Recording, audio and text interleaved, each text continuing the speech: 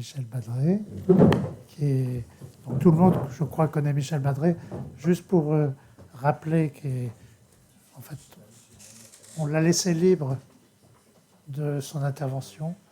Donc, en tant qu'acteur et témoin engagé sur plus de 5 décennies, il va nous faire part de ses réflexions. Je précise que, bien sûr, Michel, vous connaissez Michel pour nous avoir accompagnés si souvent dans les voyages, et notamment pour faire les conclusions qui, en fait, donnaient un sens qu'on n'avait pas très bien compris au voyage, et également, donc, toujours accompagné d'une citation d'auteur. Et je me suis dit, d'ailleurs, qu'on allait regrouper toutes les conclusions de Michel avec le choix des auteurs, parce que finalement, auteur par auteur, ça dresserait un portrait de Michel, je pense, assez exact. Il manque toujours ton auteur préféré. Et par ailleurs, ce que ne dira pas Michel, il est aussi propriétaire forestier et gestionnaire de cette forêt. Michel, merci. Merci à votre président actuel, François Toubert, et votre président d'honneur, François Bacot, puisque c'est tous les deux qui m'ont proposé d'intervenir aujourd'hui. Je pense que c'était au titre de la place aux jeunes que François Toubert a évoqué tout à l'heure. Je suis en tout cas très heureux de m'exprimer devant vous ce soir et j'ai trouvé très intéressant de m'obliger à mener la réflexion sur qu'est-ce qui a changé depuis 50 ans, puisque c'était à peu près ça la question posée.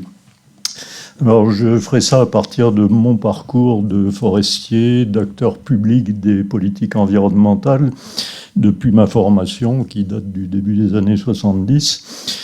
Et je le ferai aussi à partir d'événements très particuliers qui me semblent, avec le recul du temps, être significatifs. Quand on laisse passer le temps, on voit des choses qui émergent, alors qu'au moment même, on s'en est pas forcément rendu compte. Je la compléterai à la fin par quelques expressions que j'ai entendues. C'est quelque chose d'un peu pointilliste, mais c'est des choses qui m'ont frappé, toujours sur la question du dialogue social, du dialogue de société. Dans notre société qui se veut démocratique, c'est souvent très difficile de dialoguer, surtout quand on n'est pas d'accord. Dialoguer quand on est d'accord, c'est assez simple, mais ça va pas très loin. Alors, je commence d'abord par dire d'où je parle, selon la règle qui s'impose chaque fois dans ce genre d'exercice. Ma formation initiale à la foresterie a été acquise à Nancy, ce qui s'appelait à l'époque l'ENGREF, maintenant intégré dans AgroParisTech, entre 1970 et 72. Elle faisait suite à un cursus d'ingénieur un peu plus généraliste que j'avais eu avant. Ensuite, j'ai exercé le métier d'ingénieur à l'ONF, entre 1973 et 2002, donc pendant 29 ans, avec seulement une courte interruption, un court intermède en forêt privée à l'Institut de développement forestier qui n'a duré qu'un an pour des raisons indépendantes de ma volonté et de la volonté du président et des gens de l'IDF, avec qui je m'entendais d'ailleurs très bien, mais ça a été interrompu rapidement. Donc j'ai été dans des régions très diverses pendant cette période, dans les Hautes-Alpes, en Alsace, en Champagne-Ardenne, en Franche-Comté, au siège de l'ONF à Paris. Et j'ai ensuite travaillé, après 2002, au ministère de l'Environnement à Paris, dans différentes activités, dont une surtout qui était la création et la mise en place de l'autorité environnementale. Je reviendrai dans une minute sur ce que c'est que cet objet bizarre. Et ensuite, après ma retraite administrative en 2014, j'ai été invité, on m'a demandé de participer à quelques opérations un peu étranges ou atypiques, toujours sur des questions de dialogue de société que j'évoquais déjà tout à l'heure. Donc la première, c'était la médiation sur le projet de Notre-Dame-des-Landes, dont vous avez peut-être entendu parler, qui était un projet particulièrement enlisé jusqu'aux essieux. Il s'agissait de le désenliser, ce qui a à peu près marché à l'époque d'ailleurs, curieusement. Ensuite, 2 débats publics sur le nucléaire en 2019 et en 2023, et encore actuellement les concertations sur un projet de centre de stockage de déchets nucléaires à Bure, dans la Meuse, dont vous avez peut-être entendu parler. Et puis enfin, j'ai par ailleurs eu beaucoup de chance en étant appelé à participer aux travaux puis à présider le comité d'éthique commun à 4 organismes de recherche autour de l'INRAE maintenant, l'ex-INRA. C'était l'IFREMER, l'IRD et le CIRAD avec l'INRA. Alors, vous pouvez tout à fait vous demander, François Toubert m'a posé la question, il m'a dit, mais à quoi ça sert, toutes ces instances, l'autorité environnementale, les comités d'éthique, les débats publics, est-ce que ça sert à quelque chose? Je ne vais pas vous répondre directement à cette question, mais dans les exemples que je vous donnerai tout à fait à la fin, j'espère que ça vous donnera une vague idée de points dans lesquels ça peut apporter quelque chose. Alors, je vais d'abord vous présenter une espèce d'analyse chronologique très rapide par décennie, depuis 1970 jusqu'à 2025. Ça ne fait pas un compte rond de décennie, mais on s'en arrangera. Et vous verrez sur chaque décennie quelques événements qui m'ont paru plus significatifs. Et je les ai rangés en 3 colonnes que vous avez sous les yeux. Une colonne forêt, une colonne environnement, une colonne société. Vous verrez de temps en temps des événements qui sont à cheval sur 2 colonnes parce que je ne savais pas où les mettre ou parce qu'ils en concernaient 2 à la fois. On va passer assez vite sur tous ces tableaux par décennie. J'ai juste mis en rouge ce qui me paraissait plus significatif. Mais si on les décrivait tous, on en aurait pour 3 heures, ce qui n'est pas le but. Donc je commence d'abord par avant 70, enfin, le point de départ, et là je pense que ça mérite qu'on s'y arrête un tout petit peu plus que dans les diagrammes suivants, sur quelques sujets qui sont là-dedans. Et le premier, c'est quel souvenir j'ai maintenant de ce qu'on m'a appris en matière de gestion forestière il y a 50 ans. Et en quoi est-ce que ça diffère de ce qu'on dit maintenant ? Ce qui me frappe beaucoup rétrospectivement, alors on déforme toujours un peu ce qu'on a connu longtemps avant, mais ce qui me frappe, c'est que c'était typiquement une science d'ingénieur, très marquée par les physiocrates, les premiers économistes du XVIIIe siècle, pour qui toutes les richesses viennent de la nature, mais à condition de ne pas traiter la nature n'importe comment. C'était Buffon qui explique que la nature, il faut que ce soit bien organisé. Une nature mal rangée, ça ne va pas. C'était aussi, alors pour la partie purement forestière, le vrai inventeur de la sylviculture, c'était Duhamel du Monceau, qui était typiquement un physiocrate de la fin du XVIIIe siècle.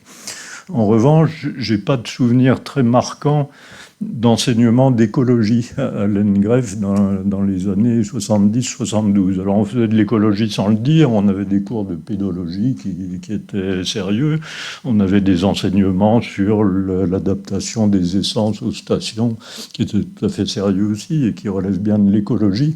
En revanche, je ne suis même pas certain d'avoir entendu citer une seule fois le nom de Darwin, celui de Mendel, peut-être celui de Haeckel, parce que c'est toujours celui qu'on cite en premier à propos d'écologie, alors que c'est le moins crédible des 3, si je peux dire.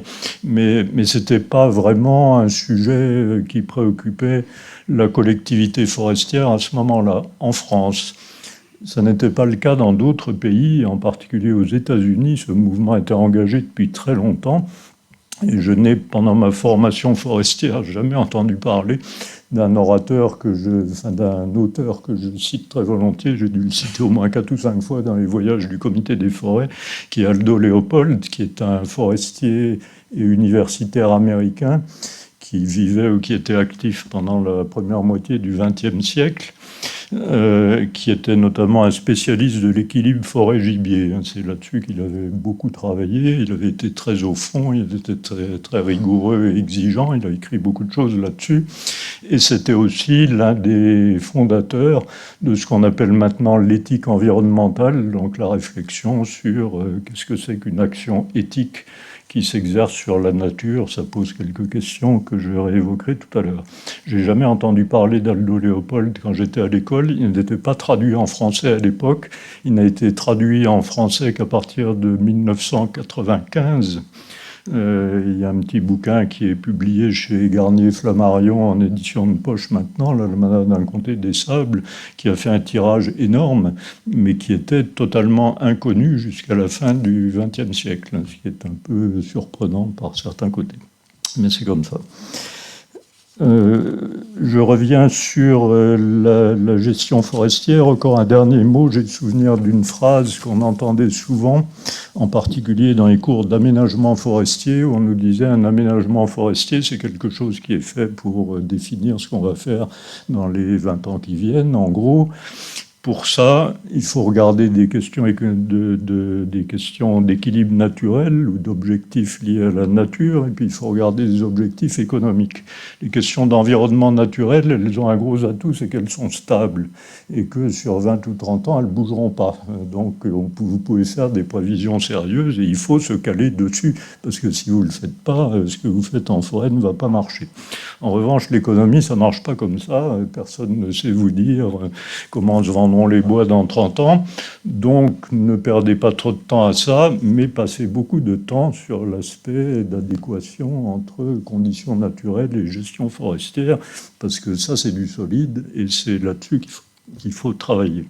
Je pense que vous anticipez déjà quelque chose que je vais vous dire dans quelques minutes sur la façon dont cet argument n'a pas très bien vieilli. Je vais donc à partir de maintenant dérouler un peu plus vite les présentations par décennie en vous citant juste les points qui sont en rouge. S'il y en a qui vous intéressent particulièrement dans ceux qui sont en noir, je crois qu'il y aura quelques minutes pour les questions après, donc on pourra y revenir. La première décennie, 70-79, c'était vraiment une décennie environnementale au niveau mondial. C'est le démarrage de la préoccupation environnementale au niveau mondial, avec, vous le voyez dans la colonne centrale, la conférence de Stockholm en 72, première conférence mondiale sur l'environnement, le rapport au Club de Rome en 72. Je ne résiste pas à la tentation de vous donner son titre en anglais, The Limits to Growth, les limites de la croissance, et sa traduction très malencontreuse et biaisée en français, halte à la croissance. Je ne sais pas qui a fait cette traduction, mais je pense qu'il vaut mieux citer le titre anglais qui était vraiment le sujet du rapport. Dans la colonne forêt, j'ai identifié 2 points. On parle beaucoup de la filière bois sans arrêt dans ces réunions ou ailleurs, et c'est normal. Le terme est apparu. Je ne crois pas l'avoir entendu une seule fois pendant ma formation, 70-72. En revanche, il est vraiment apparu. Il a été formalisé par un travail économétrique très poussé par un labo commun à l'INRA et à l'ENGREF dans 73-74 à Nancy, avec un travail disant la filière bois c'est quoi, c'est quelles entreprises, ça fait quoi, etc. Et la deuxième innovation conceptuelle de cette période, c'est les catalogues de stations. Le premier catalogue de stations date de 76, il a été produit par l'INRA aussi. Avant, ça n'existait pas, ça s'est ensuite répandu largement et heureusement. Une autre innovation dont je ne sais pas si elle a beaucoup apporté ou non, mais le fait est qu'elle a eu beaucoup de petits, c'est qu'il y a eu le premier rapport sur la forêt, le rapport de Jouvenel à cette période. Je n'ai pas compté combien il y en a eu après, mais beaucoup. Enfin, un certain nombre en tout cas. On peut passer à la décennie suivante.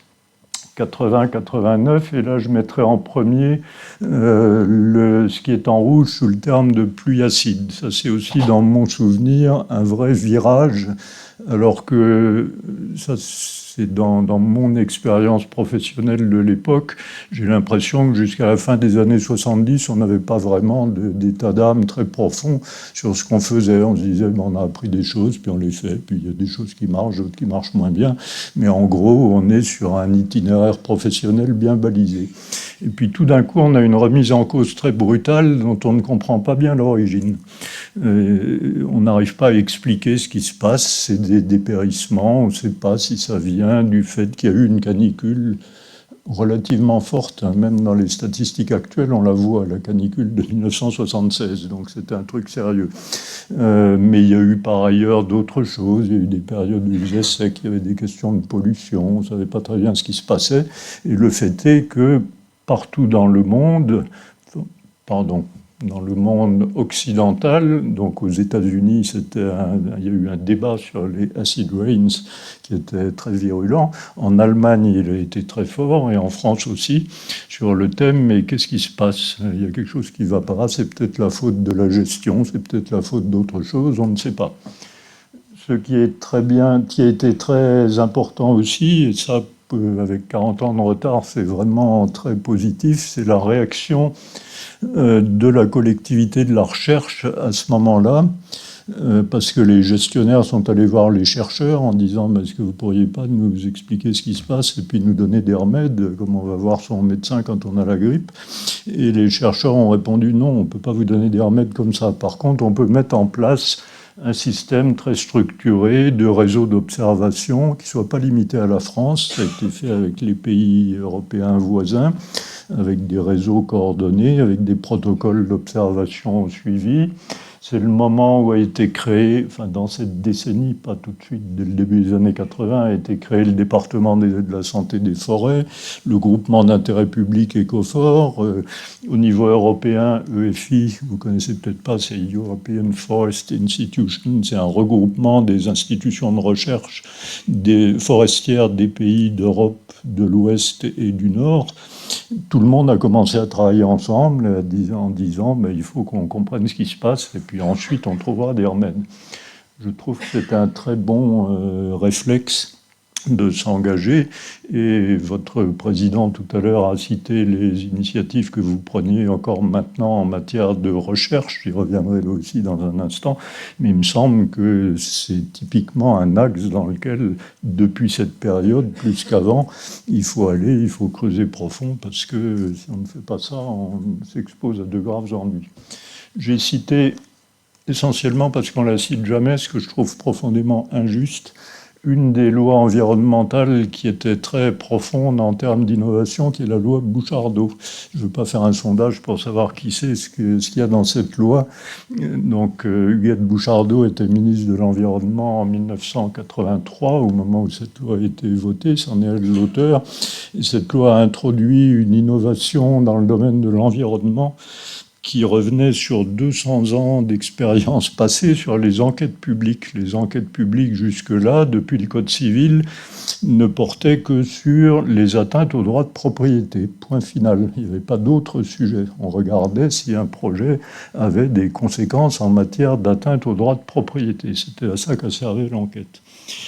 Et c'est la loi Bouchardot qui a élargi le champ des enquêtes publiques aux enjeux environnementaux et pas uniquement aux droits de propriété, avec une approche qui à l'époque n'était pas du tout, qui n'allait pas de soi.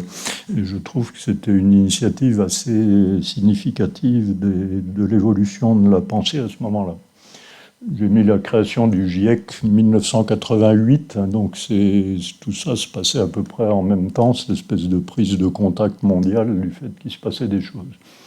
La décennie suivante, donc 90-99, là aussi au niveau mondial, si vous regardez la colonne du centre, c'est 1992, la conférence de Rio, avec ses 3 conventions, convention climat, convention biodiversité, convention désertification, qui ont marqué, alors à l'époque, une démarche qui paraît maintenant, malheureusement, depuis quelque temps, un peu passée.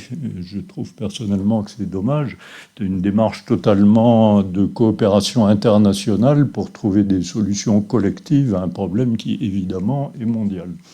Donc le protocole de Kyoto, tout de suite après, c'était, malgré, tout le monde le sait, l'absence d'outils contraignants dans une convention conclue entre 180 pays du monde. Il n'y a pas de moyen de contraindre un pays qui ne respecte pas ses propres engagements de les suivre. Mais le simple fait d'afficher des engagements communs, ça a un sens. Et le simple fait que maintenant, même avec le climat politique intercontinental que tout le monde connaît, que la conférence de Belém ait eu lieu, que contrairement à ce qui se dit, il s'est passé des choses dans cette convention qui n'étaient pas aussi bonnes que ce qu'on aurait voulu, mais c'était l'une des suites, la 30e ou 31e, je ne sais plus, des conférences des parties annuelles de la convention climat, et le fait de suivre ça sur une longue période a un sens. J'ai aussi noté sur ce transparent un sujet qui, lui, a plus frappé, qui était européen et pas mondial, contrairement au précédent, mais qui a beaucoup joué en France, c'est la publication de la directive Habitat en 1992. Si je dis que c'est la directive qui a enfanté Natura 2000, ça vous parle peut-être encore plus. Donc cette directive était une démarche scientifique conçue par la collectivité de la biodiversité au niveau européen, mais avec dans la directive elle-même tous les outils pour que les arbitrages entre les enjeux socio-économiques et les enjeux de biodiversité puissent être pris. Comme toujours dans une directive européenne, il n'y avait pas le détail à faire dans chaque pays, ça relevait de chaque pays de le faire. En France, ça s'est traduit par un blocage total, une espèce de crispation collective beaucoup plus forte que dans d'autres pays d'Europe. Il y a d'autres pays d'Europe où ça ne s'est pas très bien passé non plus, mais nulle part au même point. Et ça a conduit la France à innover totalement dans les démarches de politique européenne en appliquant ce qu'on a appelé après coup, même déjà pendant, le moratoire Juppé, du nom du Premier ministre de l'époque. Je dis que c'était totalement innovant, c'est l'un des rares cas, peut-être le seul, où un pays signataire d'une directive européenne, une directive, normalement, ça s'impose aux lois internes de chaque État membre, ou un État membre signataire d'une directive européenne, la France avait signé évidemment, a décidé publiquement de ne pas appliquer cette directive. Alors ça a évidemment entraîné des négociations un peu complexes. Moi j'ai suivi ça pas de tout près, mais quand même en regardant bien. Négociations qui ont abouti à un compromis qui n'était pas très compliqué, qui a été mis en place à ce moment-là, qui est appliqué depuis 30 ans sans gros problème. Donc la réconciliation s'est faite. Mais il faut quand même savoir, et ça je l'ai entendu en direct plusieurs fois, que notre crédit auprès des institutions européennes dans le domaine de l'environnement a pris un coup sévère. Moi je suis souvent intervenu dans les discussions sur les directives projets et plans programmes avec la DG Environnement à Bruxelles. Chaque fois qu'on parlait d'une directive, ils nous disaient « Ah oui, mais vous les Français, on sait ce que vous faites avec les directives. » Alors bon, voilà. Maintenant, la parenthèse est fermée, je pense, et ça vaut mieux. Et on ne peut pas quitter cette décennie qui s'arrête au 31 décembre 1999 sans rappeler ce que beaucoup d'entre vous se rappellent sûrement, que le 26 et le 27 décembre 1999, c'est-à-dire la dernière semaine, il y a eu les tempêtes Lothar et Martin. Plus de 150 millions de mètres cubes d'arbres abattus ou brisés. C'était plus de 10 fois plus que la plus grosse tempête connue en France depuis 1945. Pour vous fixer des idées, la plus grosse dans les statistiques, c'était celle du Massif central à l'automne 82. C'était une douzaine de millions de mètres cubes par terre. Lothar et Martin, c'est 150. Donc on avait changé d'échelle. Et pour ceux qui n'avaient pas compris de quoi les climatologues parlaient quand ils disaient qu'il y aurait une accentuation des événements climatiques extrêmes, et ben là on a compris, on a pris plein la figure. Donc, si vous passez à la suivante, dans la colonne forêt, elle a été très occupée évidemment par la gestion qui a suivi cette tempête de la dernière semaine de 99. Donc il y a eu des tas d'actions de déblayage, de réouverture des accès, d'exploitation, de vente, etc. Un certain nombre de gens, et j'en ai fait partie, ont passé un an ou deux à ne faire que ça pratiquement. Mais bon, c'était comme ça. En revanche, là aussi, ce qui émerge maintenant, 20 ans après, une très bonne chose qui a été faite, toujours dans la liaison entre forêt et recherche, c'est qu'il y a eu une expertise scientifique collective qui a été faite à l'initiative d'Yves Biraud, qui était à l'époque le responsable de la recherche forestière à l'INRA, et qui a dit on ne peut pas laisser passer un truc comme ça sans essayer de comprendre qu'est-ce qui s'est passé, pourquoi la tempête a fait des dégâts à tel endroit et pas à tel autre, pourquoi est-ce que tel type d'essence a été plus atteinte que d'autres, qu'est-ce qu'on a fait après, est-ce que ce qui a été fait en matière de commercialisation c'était bien ou pas, enfin, toutes les questions que pouvaient se poser les chercheurs. Et donc il y a eu un gros travail collectif d'expertise scientifique pour tirer tous les enseignements possibles. Et la même démarche a été reprise en 2003, après la canicule de l'été 2003.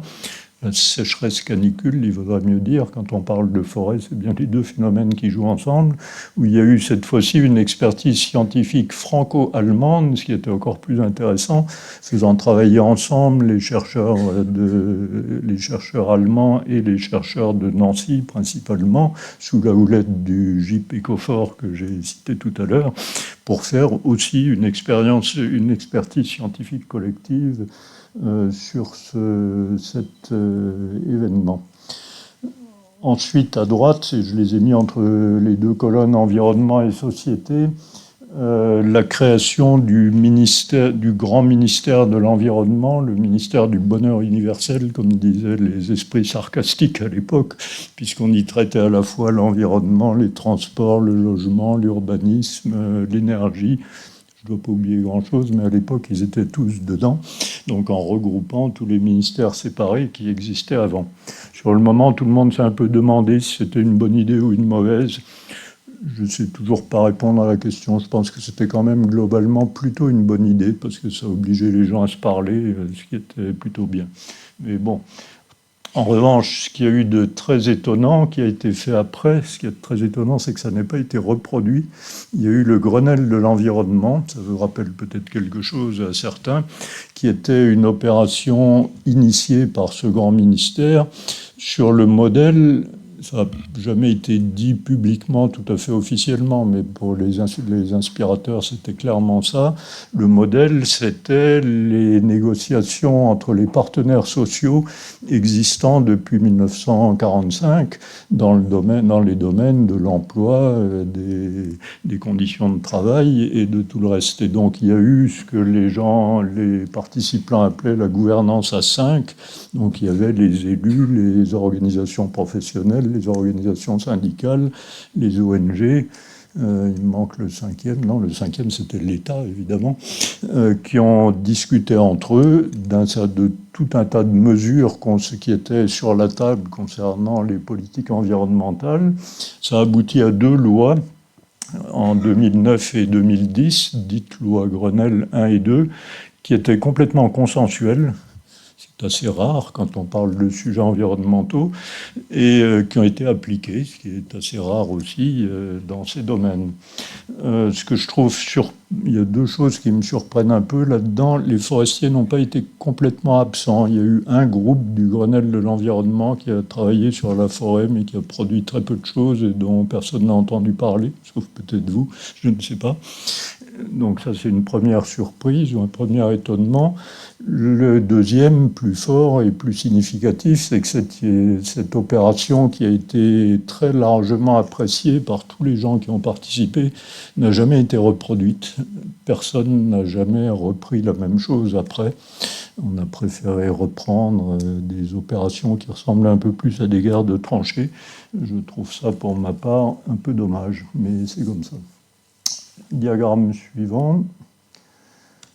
2010-2019. Là, je vais surtout regarder la colonne de droite, parce que malheureusement, cette décennie me semble s'être surtout illustrée dans ce tableau à 3 colonnes par 2 événements qui concernent tous les deux le mauvais fonctionnement de la discussion sociale sur les questions environnementales. Je n'ai pas dit du tout sur les questions forestières. Dans aucun des 2 cas, les questions forestières n'étaient concernées. En revanche, les questions environnementales, la première, c'était Sivins. Je ne sais pas si ça vous rappelle quelque chose. Sivins, c'était une toute petite opération, une retenue d'eau agricole dans le sud du Massif central, mais qui était vraiment une opération minuscule, par ailleurs assez mal ficelée. Il y a eu une expertise après qui avait conclu que le projet était vraiment pas bon. Mais enfin, il n'y avait pas de quoi en faire une montagne, mais qui malheureusement a donné lieu à des tas de manifestations et à un mort à l'occasion d'une manifestation. C'était la première fois, heureusement il n'y en avait pas eu d'autres, depuis Creil-Malville, qui était pendant les années 70. Donc ça montrait un peu comment on peut arriver à partir de rien à faire tellement envenimer un débat qu'on en arrive là, ce que je trouve pour ma part là aussi un peu dommage. L'autre événement dont vous avez certainement pour le coup tous le souvenir, mais qui relève aussi de cette colonne, c'est les Gilets jaunes 2018. Je pense que ce qu'il y a de frappant là-dedans, en tout cas pour quelqu'un qui travaillait qui s'est toujours beaucoup intéressé au secteur de l'environnement, c'est que c'est le moment où a été mis en évidence de la façon la plus nette le fait qu'on ne pouvait pas dissocier les sujets environnementaux et les sujets socio-économiques, puisque l'amorce de tout ce mouvement, même s'il s'est greffé dessus un tas de choses après, c'était la hausse des taxes et de la taxe carbone qui frappait évidemment le plus les gens qui sont le plus en difficulté économique et financière, et c'est eux qui ont été très vite occupés les ronds-points avec une argumentation dont le moins qu'on puisse dire est qu'elle n'était pas complètement hors sol, enfin elle avait une signification. Donc cette prise de conscience, je crois que si on peut garder une chose positive de cette période, c'est bien celle-là. Mais il reste ensuite à trouver les solutions. Diagramme suivant. Là, j'ai mentionné parce que, en tant que forestier du Nord-Est, moi, ça m'a beaucoup marqué, mais je suis sans doute pas le seul. Les dépérissements du Nord-Est qui ont commencé à l'extrême fin de cette décennie en 2019, mais qui se sont poursuivis en 2020-2021 et qui ont vraiment été un événement très marquant, dont je crains malheureusement qu'il soit reproductible dans l'avenir. Si vous passez au diagramme suivant, qui est le dernier sous cette présentation calendaire. Et comme c'est le dernier, Sophie, le voilà. Donc, on retrouve ce que j'ai cité à l'instant, les dépérissements dans le Nord-Est. Tout à fait à la fin, même si c'est un peu présomptueux dans un panorama portant sur 50 ans de citer un événement qui date d'il y a 15 jours, mais ça m'étonnerait beaucoup qu'il s'efface et que dans 3 mois on n'en parle plus. Enfin, je trouverais ça très bien, mais j'ai malheureusement pas beaucoup d'espoir de ce côté-là. C'est la crise du nématode dont on a déjà parlé, il a déjà été question tout à l'heure. Sur les autres événements, je citerai surtout le tout dernier, ce que je n'ai pas remis à la guerre en Ukraine et à Gaza, c'est pas spécifiquement environnemental ni forestier, mais par contre le dernier point, la crise agricole et ce qu'on appelle en jargon franglais le backlash écologique. C'est quoi le backlash? C'est le retour en arrière qui a été assez frappant. À la fois, alors il y a eu beaucoup de débats dans les gens qui gravitent dans ce type de milieu. Est-ce que c'était un backlash écologique ou est-ce que c'était un backlash démocratique? Je crois pour ma part que c'était les deux à la fois. Quand vous regardez en détail ce qui s'est passé, les discussions qu'il y a eu ou qu'il n'y a pas eu au moment du vote de la loi du plomb, là aussi on n'est pas sur des sujets forestiers, donc j'en parle sans qu'aucun d'entre vous n'ait à se sentir ni visé, ni pour ou contre. Quand on décortique tout ça de près, moi je l'ai fait aussi sur un sujet que je connaissais le mieux, c'est le débat qu'il y a eu autour de l'A69, l'autoroute Toulouse-Castres. Qu'est-ce qui est là-dedans des problèmes écologiques et qu'est-ce qui relève de problèmes de fonctionnement démocratique? On ne sait pas faire le tri, parce que les deux étaient complètement mélangés. Et c'est ce qui m'amènera à mes 4 remarques de la fin. Alors, après ce panorama chronologique, je voudrais vous livrer d'abord une réflexion qui, elle, est purement forestière, alors que j'ai assez peu parlé de forêt finalement jusqu'ici. Par contre, la réflexion qui est purement forestière et qui est issue surtout de la comparaison entre le point de départ, ce qu'on apprenait et la façon dont on concevait la gestion forestière il y a 50 ans, et puis les événements nouveaux qui sont apparus depuis. Ce qui m'a paru important là-dessus, c'est de dire que ce qui mériterait vraiment une réflexion collective des représentants professionnels, des propriétaires forestiers, des entrepreneurs qui travaillent en forêt, des représentants de l'administration, des gens de l'ONF, des gens du CNPF et des CRPF. C'est une réflexion collective sur qu'est-ce que c'est que la planification de la gestion au terme classique des PSG ou des aménagements en forêt publique sur 10 à 20 ans. On fait de la planification de la gestion Jusqu'à présent, ce que moi j'ai appris il y a 50 ans, ce que j'ai fait à l'ONF ou dans la petite forêt privée familiale, c'est toujours la même démarche en 3 étapes. Premièrement, l'état initial, c'est quoi? La forêt, elle ressemble à quoi? Les stations, les peuplements, il y a quoi dedans?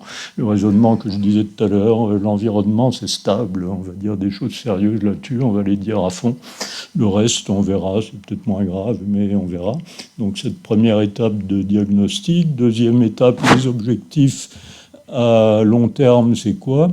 Et puis troisième étape, et là on est vraiment dans le corps du plan de gestion, les actions que je vais mener dans les 10 ans qui viennent ou les 15 ans, ben, c'est un programme de coupe, un programme de travaux ventilés par parcelle. Je vais passer, faire tel type d'opération à telle époque dans telle parcelle.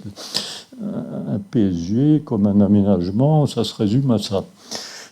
Il me semble que ce qui s'est passé depuis le tournant des années 80, c'est que les pluies acides, les tempêtes, les sécheresses, les canicules, les dépérissements ont tous vraiment mis un coup dans l'aile, si vous me permettez cette expression, par rapport à notre orgueil de maître et possesseur de la nature, comme disait Descartes. Et la démarche qu'on avait là, c'était une démarche de maître et possesseur de la nature. Tout est sous contrôle, grâce à mon aménagement qui marche très bien, les choses vont bien se passer. Tout d'un coup, on s'aperçoit que ça se passe pas bien, ce que je vous disais à propos des pluies acides, mais qu'on a vu encore beaucoup plus à propos des tempêtes de 99 ou des dépérissements de 2020. Qu'est-ce qu'on peut faire par rapport à ça? La première chose qui a été faite, et dont j'ai déjà dit tout à l'heure, j'avais beaucoup aimé que vous disiez, que votre président dise tout à l'heure, que vous-même vous vous impliquiez dans des travaux de recherche-développement. C'est la première chose à faire, c'est de dire je ne comprends pas, je vais essayer de comprendre. Et pour essayer de comprendre, il faut mesurer, il faut comprendre ce qui évolue, il faut essayer de bâtir des diagnostics, et ça ne se fait pas tout seul. Donc il y a beaucoup d'actions à faire dans ce domaine. Mais ensuite, c'est la conception même des plans de gestion et des aménagements. Alors, je ne suis pas en train de dire à chacun d'entre vous qu'il faut qu'en rentrant chez vous ce soir, vous modifiez votre plan de gestion, parce que d'abord, vous risquez d'avoir de gros ennuis. Et si vous dites que c'est moi qui vous ai donné l'idée, je le nierai. Mais par contre, le fait de dire qu'au niveau des responsables professionnels, cette réflexion doit être menée, ça me semble important. La question, c'est de savoir quelle est notre hiérarchie de priorité. Je vous renverrai volontiers à ce sujet à la lecture d'un livre écrit par un sociologue allemand dans les années 80, je crois que la première édition est de 86 ou 7, qui est Ulrich Beck, qui a écrit un livre qui s'appelle La société du risque, dans lequel il explique de façon assez détaillée que par rapport aux objectifs économiques qui étaient complètement dominants, par exemple pendant toutes les 30 glorieuses, il faut de temps en temps faire passer sur le dessus de la hiérarchie des objectifs de maîtrise des risques. Et que du coup, la maîtrise des risques doit devenir, dans certains cas qu'il faut bien identifier, la mesure réelle de nos priorités et de notre action. Et ce que je suggère, moi, c'est qu'on arrive à des méthodes de définition de plan de gestion qui prennent en premier ce critère de maîtrise des risques. Alors, dit comme ça, c'est très vague, mais on peut tout de suite derrière être un peu plus précis. Ce que je peux essayer de faire, si je retrouve où j'en suis dans mes notes, voilà.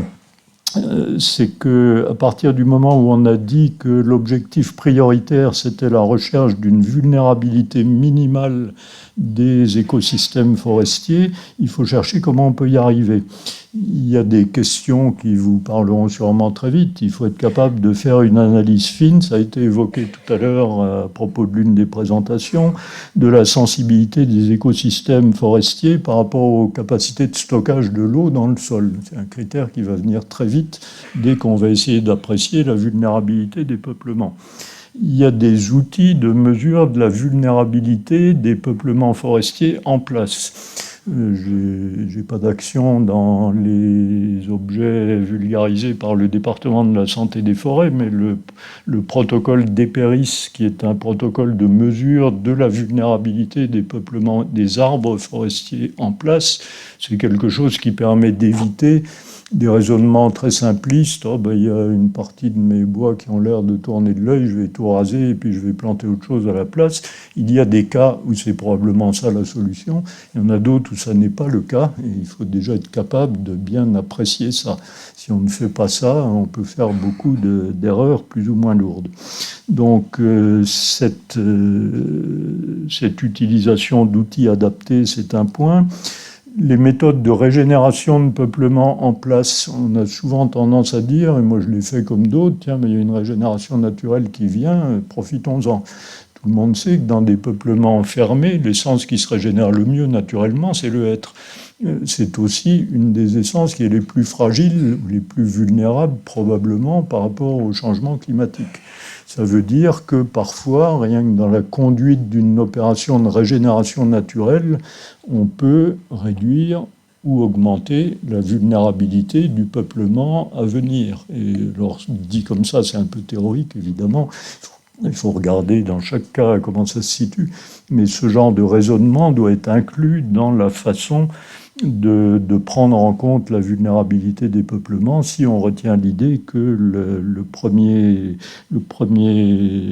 critère hiérarchique à retenir, c'est cette question de réduction du risque.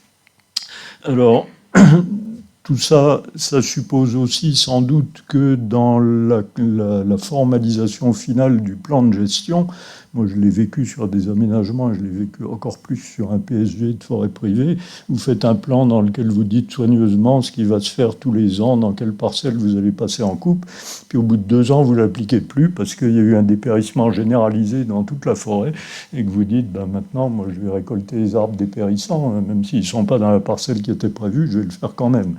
Alors il faut respecter les règles, il faut prévenir, il faut demander l'autorisation, etc. Tout ça, ça existe. Mais je pense que changer cette méthode et dire à partir d'un diagnostic initial bien fait et de la prise en compte d'une méthode qui permet de faire de l'ajustement au jour le jour, ou année par année, avec des outils de mesure de la vulnérabilité des peuplements. Ça peut être plutôt mieux que le système passé où tous les 15 ans ou tous les 20 ans on fait un point. Et puis ensuite, on est censé appliquer ce qu'on a dit pendant 15 ou 20 ans, et puis on recommence. Je pense que cette procédure est fragile par rapport à l'évolution des risques tels qu'on les connaît depuis une vingtaine d'années. Ceci est une suggestion que je fais, évidemment, c'est une réflexion qu'il faudrait pousser plus à fond. J'ai eu une discussion qui ressemblait un peu à ça avec d'anciens collègues de la direction de l'ONF, qui se posaient un peu les mêmes questions pour les aménagements de forêts publiques. Évidemment, c'est les mêmes problèmes. C'est pas parce qu'une forêt publique ou privée qu'elle ne va pas réagir de la même façon à ce genre de phénomène.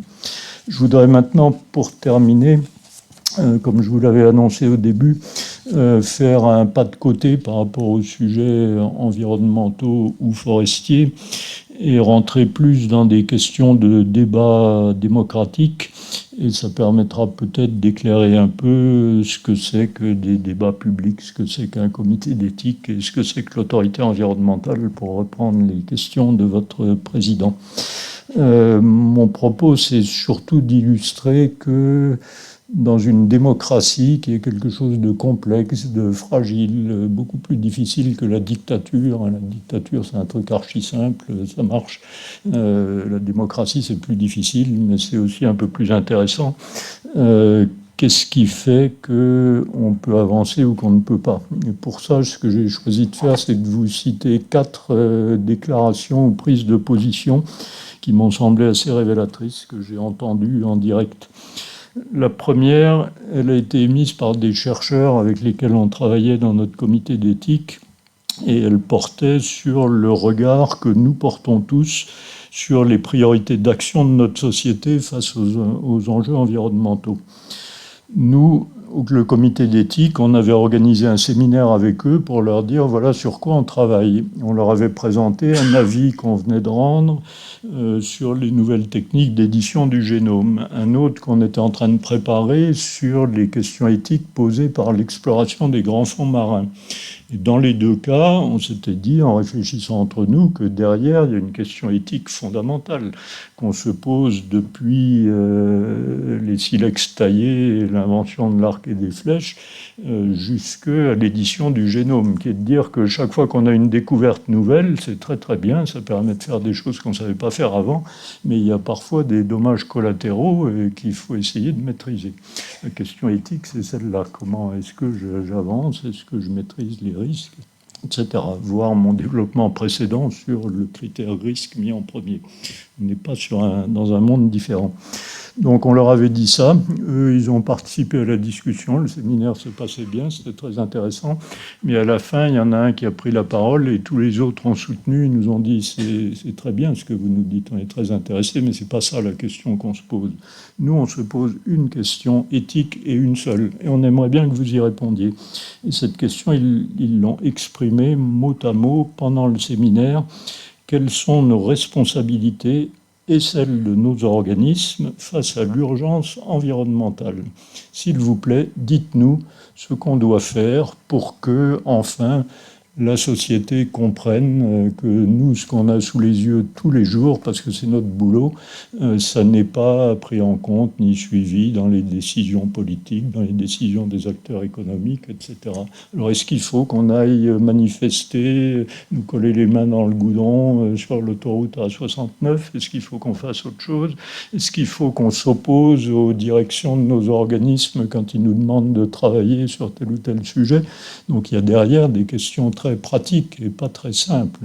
Et donc on a fait un avis là-dessus, qu'on a discuté avec eux, mais c'était la suite. Deuxième expression, elle est un peu plus hard, en tout cas pour moi. Elle émanait du maître d'ouvrage d'un projet d'infrastructure sur lequel, à l'autorité environnementale, c'était notre métier, on avait rendu un avis assez critique sur le projet en disant qu'il avait des conséquences environnementales qui n'étaient pas très bien étudiées et que c'était dommage. Et puis, peu de temps après, il se trouve que j'ai rencontré le représentant du maître d'ouvrage et je lui ai donc demandé quelle suite il comptait donner à notre avis, qu'on lui avait envoyé évidemment tout de suite. La réponse est venue tout de suite et elle était limpide. Quelle suite je compte donner? Aucune. C'est pas nécessaire puisque localement, les associations environnementales ne disent rien. Point final. Moi, je me suis demandé si cette réponse relevait du cynisme, c'est une explication possible, si c'était une juste appréciation des rapports de force, c'est une autre appréciation possible, si c'était l'instrumentalisation des avis des associations locales parce que lui-même n'était pas content du tout qu'on ait dit du mal de son projet, ça c'était clair, et donc qui cherchait un moyen de se défendre. Je ne sais pas ce qui l'avait conduit à dire ça.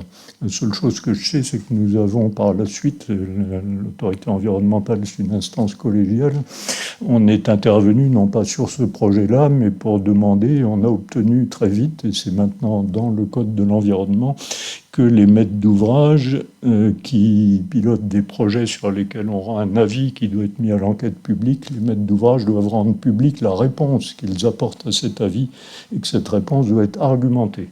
Donc quand ils ne suivent pas les recommandations qu'on fait, ils ont le droit, mais ils doivent dire pourquoi. Maintenant, c'est dans le Code de l'environnement. À l'époque, ça n'y était pas, donc moi je ne pouvais que lui dire, bon, 1-0, j'ai perdu ce coup-là, mais la prochaine fois, on perdra peut-être pas. Troisième anecdote, cette fois-ci, elle porte sur les débats nucléaires que j'ai cités tout à l'heure, où à l'occasion du premier de ces débats, en 2019, on avait fait une opération que je ne vous décris pas parce que ça serait un peu long, mais qui avait très bien marché, parce qu'on avait eu du temps pour la faire, c'était essentiellement pour ça, qui était ce qu'on avait appelé une clarification de controverse entre tous les acteurs en cause. Quand je dis tous les acteurs, ça allait de Greenpeace et Negawatt au CEA et à Orano. Donc c'était vraiment tout le spectre. Et on avait commencé par leur dire et travailler avec eux sur les questions sur lesquelles ils n'étaient pas d'accord entre eux. Il s'agissait de la gestion des déchets nucléaires. Ce n'était pas un sujet général. Sur quel point est-ce que vous défendez des avis contradictoires? On est arrivé à une liste de questions agréées par toutes les parties. Ensuite, on a dit, avec une méthode de travail un peu longue, c'est celle-là que je ne détaille pas, quels sont vos arguments pour dire que votre réponse à vous, Greenpeace, à cette question, c'est celle-là, votre réponse à vous, CEA, c'est celle-là. Ensuite, on échange les copies, on passe la réponse du CEA à Greenpeace et réciproquement, et regarde où sont les failles. On a fait un document commun, validé par tout le monde à la fin. Ça a mis 3 mois, hein, ça ne s'est pas fait en une réunion. Tout ça avait bien marché et je pensais que c'était une méthode reproductible. C'était une erreur de le penser, parce que dans le débat suivant, ce qui était sur les nouveaux réacteurs nucléaires EPR2, j'ai eu au contraire, j'étais moi-même en position d'organisateur du débat public, qui ne doit pas prendre parti pour ou contre l'un ou l'autre des acteurs. Et j'ai eu de sérieuses difficultés avec une association qui soutenait le projet de développement des réacteurs nucléaires, ce qui était son droit le plus strict et qui était tout à fait légitime, mais qui nous avait reproché, m'avait reproché d'avoir donné la parole à des gens qui étaient contre ce projet. Ça, c'était la première étape. Et puis ensuite, c'est encore monté d'un cran. Il y a eu une réunion publique dans laquelle il y a des manifestants qui sont venus, au fond, avec des instruments de musique pour empêcher le bon déroulement de la séance. Je me suis fait reprocher, avec des termes que je ne reproduirai pas ici, parce que ce ne serait pas bien, sur les réseaux sociaux, d'avoir été complice de ces manifestants parce qu'on n'avait pas demandé à la police de venir les évacuer. Ce dont je suis absolument certain, c'est que les manifestants n'attendaient que ça. C'était ce qu'ils voulaient, hein, pour des raisons évidentes. Mais tout ça pour dire, sans juger qui avait tort et qui avait raison, qu'arriver à un débat apaisé sur des sujets clivants, et il y a plein de sujets clivants dans la société, c'est un peu difficile. Mais c'est pas pour ça qu'il ne faut pas encore essayer. Pour ma part, je réessayerai. Je conclurai avec la 4e citation qui a été émise par une dame dans une salle qui ressemblait un peu à celle-ci. Il y avait une centaine de personnes. On était 4 à la tribune. Moi, je représentais le ministère de l'Environnement. C'était dans un débat sur des projets de transport. Le débat n'était pas très bon, on n'avait pas bien préparé, enfin, ça tournait pas très bien. Et au bout d'à peu près une demi-heure, cette dame s'est levée au fond de la salle et elle a dit qu'une phrase, ça a duré 1 minute, mais c'était il y a 20 ans et j'ai pas oublié un mot de ce qu'elle a dit. Elle a dit « Arrêtez, je ne comprends rien à ce que vous dites. Je comprends seulement qu'à la tribune, vous 4, vous parlez tout le temps entre vous et vous ne nous parlez pas à nous dans la salle. Et puis tout ça, ça n'a pas de cœur. » Elle a plié ses affaires et elle est partie. Vous prenez ça en pleine figure, vous dites oui, j'avais remarqué qu'on n'était pas très bon, mais je pensais quand même pas que c'était à ce point-là. Mais je pense que dans une phrase comme ça, c'est pour ça que j'y ai souvent repensé, il y a à peu près tout sur les experts qui ne savent pas parler aux non-sachants, qui ne savent se parler qu'entre eux, qui pensent qu'eux ont la vérité que les autres ne peuvent pas comprendre. Et puis, sur la dernière phrase, vous n'avez pas de cœur, je ne peux pas me retenir de ressortir mon Aldo Léopold préféré, avec une citation que je trouve très belle. Vous pouvez je la lis lentement, il y a une phrase magnifique dedans. « L'homme moderne n'a pas de relation vitale à la Terre. Lâchez-le une journée dans la nature. Si l'endroit n'est pas un terrain de golf ou un site pittoresque, il s'ennuiera mortellement. » De façon générale, notre problème actuel est un problème d'attitude et de mise en œuvre. Nous remodelons l'Alhambra à la pelleteuse et nous sommes fiers de notre rendement. Nous n'allons pas abandonner la pelleteuse, qui après tout nous a rendu bien des services, mais nous avons besoin de critères d'une plus grande douceur et d'une plus grande objectivité pour l'utiliser avec succès. Et ça me conduit à dire, je pense pour ma part, que nos forêts, notre environnement et aussi notre démocratie, comme l'Alhambra, méritent toute notre douceur et toute notre objectivité.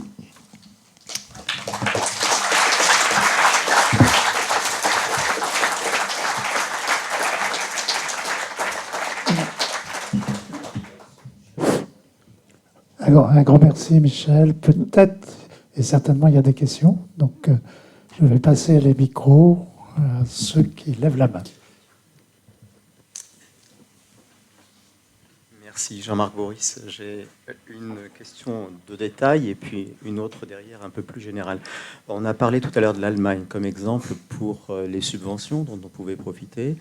Il y avait un objectif de 5 arbres habitat par hectare. Je voulais juste savoir si c'était des arbres vivants ou morts en arbres bio.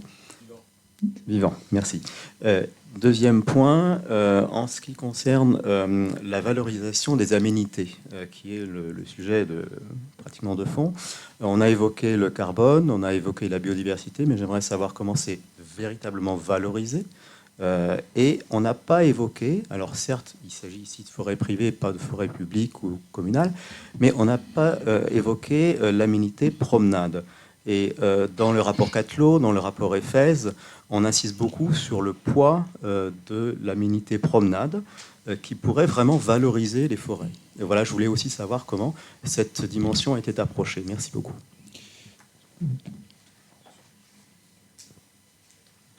Il y a plusieurs parties dans la question, parce qu'il y a des choses qui sont avec des méthodologies, des approches sur le carbone, on a vu sur la biodiversité. L'utilisation promenade, c'est un autre sujet, d'ailleurs, qu'on voit, ça va être un autre thème au Québec, puisque la considération donc, récréative de la forêt est très importante et valorisée alors indirectement par des aménagements et un paiement pour utiliser ces aménagements. Après, vous parlez de la forêt privée, donc il y a une forme, je vais me tourner vers Michel là, pour ce problème de conflit latent entre la propriété privée et l'utilisation publique de la forêt privée. Donc c'est peut-être une mission qui serait confiée à Michel. Je ne suis pas candidat. Je peux pas vous répondre bien plus.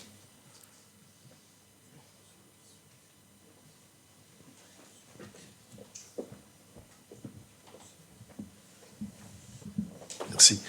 Vous avez parlé de douceur dans la gestion. Et je pense que la douceur est difficilement compatible avec ce que nous vivons souvent sur les contraintes administratives que nous avons pour gérer nos forêts. Et j'ai lu avec beaucoup d'intérêt le plan d'aménagement de la forêt de Chantilly, que l'ONF a intitulé « Plan d'aménagement à risque ». Contrairement à leur plan d'aménagement habituel, est sur une durée de 10 ans, avec une énorme souplesse de fonctionnement. Et je pense que c'est un exemple extrêmement intéressant dans une forêt où on a constaté les risques. On essaye de sortir de cet enlisement dans lequel on se trouve, en essayant d'avoir des idées nouvelles et surtout une énorme souplesse. Je pense que ça correspond à la douceur dont vous parliez tout à l'heure. Oui, enfin, ce que vous dites correspond effectivement assez précisément, peut-être même très précisément à ce que j'ai essayé de dire tout à l'heure. Il se trouve d'ailleurs qu'on s'était trouvés ensemble à une séance en forêt de Chantilly où cette démarche était proposée. Je pense qu'il y avait à peu près tout dedans, hein. Il y a eu une réflexion en amont extrêmement poussée, avec une très bonne liaison entre la recherche, les acteurs de terrain, les gestionnaires. C'est moi, la séance dont je me souviens, c'était celle où on nous avait présenté ça. Il y a ensuite tout ce que vous avez dit, je pense aussi, à l'ONF, j'ai fait des aménagements sur 25 ans. Je pense que ça n'a pas de sens. Dans la situation actuelle, il ne faut plus jamais faire ça. Mais même sur 10 ans, si on est toujours dans un système dans lequel on dit le PSG est sur 10 ans, dans 8 ans, je passerai dans la parcelle 27 et je ferai une coupe d'éclaircie, il y a de fortes chances pour que dans 8 ans, on ait de très bonnes raisons de faire autre chose. Donc la souplesse, il faut arriver à l'introduire. C'est pas très simple, parce qu'il faut quand même aussi avoir des moyens, de la visibilité pour tout le monde, la souplesse, ça ne veut pas dire qu'on s'arrête de prévoir quoi que ce soit, hein. Ne serait-ce que pour le marché du bois ou pour l'activité des entreprises, il faut que ça soit programmable. Mais ensuite, le fait de dire vous devez faire ça à l'année N plus ou moins 2 ans ou 3 ans, ou je ne sais pas combien, je pense que ce n'est pas la bonne démarche par rapport à une situation environnementale qui évolue maintenant aussi vite que la situation socio-économique. Donc je partage complètement ce que vous venez de dire, mais ça nécessite une formalisation qui n'est pas tout à fait simple. Oui. Voilà. C'est là-dessus où je suggérais qu'il y ait une réflexion collective pour aller plus loin que ce qu'on peut dire en une demi-heure dans une réunion comme aujourd'hui.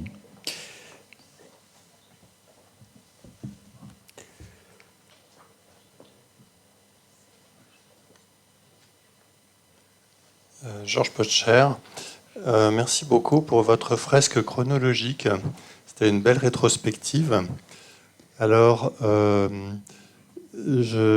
en écoutant ça, je me disais, bon, alors qu'est-ce qu'on a comme forces sur lesquelles on peut s'appuyer aujourd'hui collectivement? Qu'est-ce qu'on a comme culture collective qui nous aidera à travailler ensemble? Alors, spontanément, notre attention est beaucoup attirée sur les divisions que nous avons en ce moment dans la société. Mais je pense qu'il y a probablement des facteurs d'espoir aussi. Est-ce que vous pourriez nous donner un éclairage là-dessus de votre point de vue? Oui, j'en ai cité un en disant que j'avais apprécié dans l'exposé de François Toubert tout à l'heure qu'il le cite lui aussi dans les actions du Comité des forêts. Je pense que l'un des principaux facteurs d'espoir, c'est le lien avec la collectivité scientifique. C'est pas parce que les chercheurs sont beaucoup plus malins que les autres ou parce qu'on ne sait rien faire sans eux. C'est aussi, d'abord parce qu'il y a des questions délicates sur lesquelles on est dans la science qui se fait et pas dans la science faite, comme dit Bruno Latour. Le changement climatique, c'est de la science faite, ça ne se discute plus. En revanche, l'adaptation génétique des peuplements forestiers au changement climatique, c'est de la science qui se fait. Elle n'est pas faite à ce jour.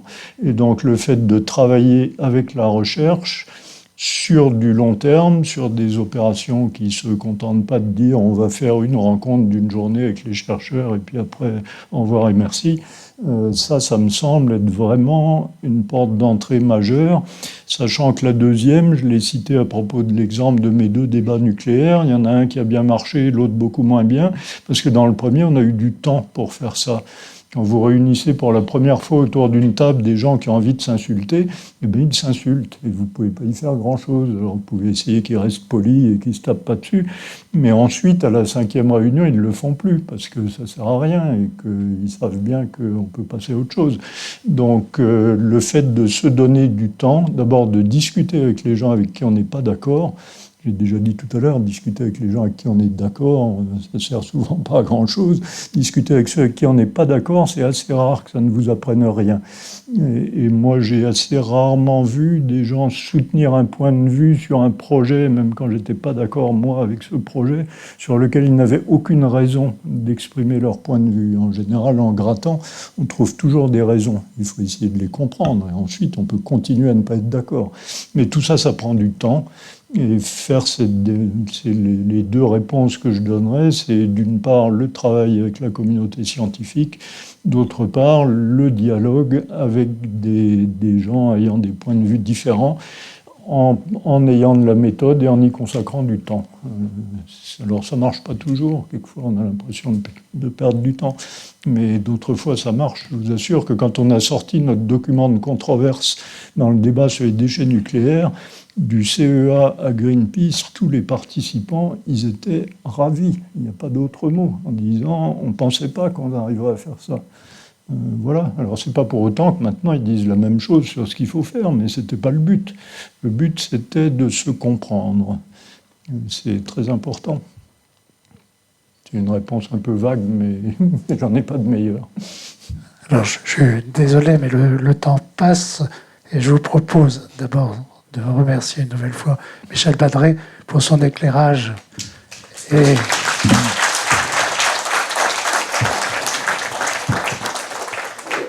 sa sagesse aussi d'ailleurs, bien utile.